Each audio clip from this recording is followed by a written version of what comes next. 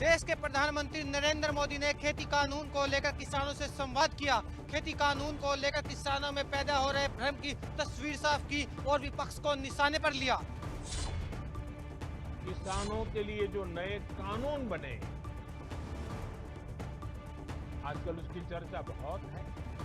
कड़कड़ाती ठंड के बीच अन्नदाता के हौसले ठंडे नहीं पड़ रहे हैं। जैसे जैसे आंदोलन आगे बढ़ रहा है, किसानों के समर्थन में इजाफा हो रहा है। किसानों का सीधा और स्पष्ट तर्क है कि वो कृषि कानून को हर हालत में सरकार को वापस लेने पर मजबूर करें। लेकिन सरकार बातचीत के लिए तो आगे आ रही है, मगर खेती कानून को वापस लेने के लिए पीछे हट रही है और बीच का रास्ता निकालकर किसानों के आक्रोश को खत्म करने की कोशिश कर रही है और सरकार किसानों का विश्वास जीतने में लगी है।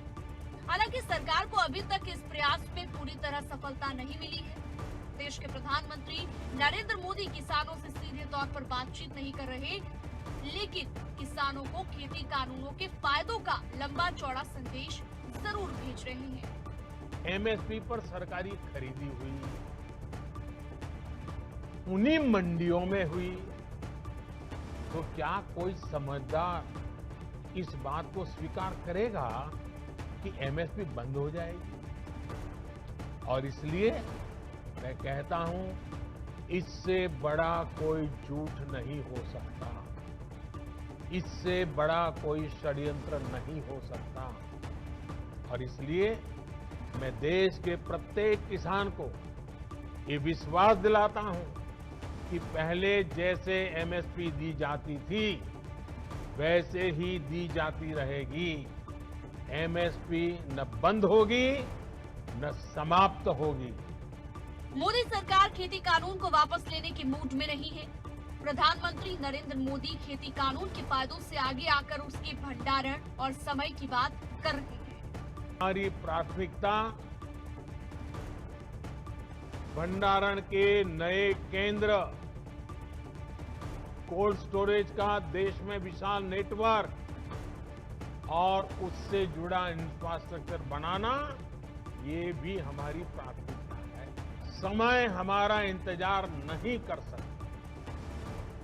तेजी से बदलते हुए वैश्विक परिदृश्य में भारत का किसान सुविधाओं के अभाव में, आधुनिक तौर तरीकों के अभाव में असहाय होता जाए, ये स्थिति स्वीकार नहीं की जा सकती। किसानों के संवाद के जरिए प्रधानमंत्री नरेंद्र मोदी विपक्ष पर वार करना नहीं भूले। पीएम ने कहा, विपक्ष किसानों के कंधे पर बंदूक रखकर वार कर रहा है। ये लोग स्वामीनाथन आयोग की रिपोर्ट को 8 साल तक दबाए रखे। इन लोगों ने अपनी राजनीति के लिए किसानों को समय समय पर इस्तेमाल किया। पहले अपने घोषणा पत्र में इन सुधार करने की बात लिखते थे, वकालत करते थे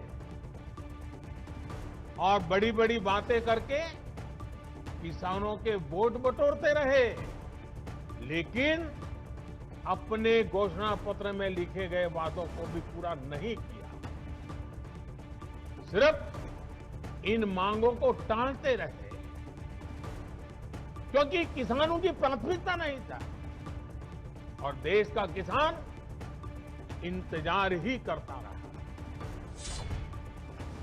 किसान संगठनों और सरकार के बीच कई दौर की वार्ता हो चुकी है, लेकिन अभी तक सफल नहीं हो पाई है। अब प्रधानमंत्री नरेंद्र मोदी ने खुद मोर्चा संभाल लिया है। अब देखना होगा किसानों की इस समस्या का प्रधानमंत्री नरेंद्र मोदी किस तरह समाधान करते हैं।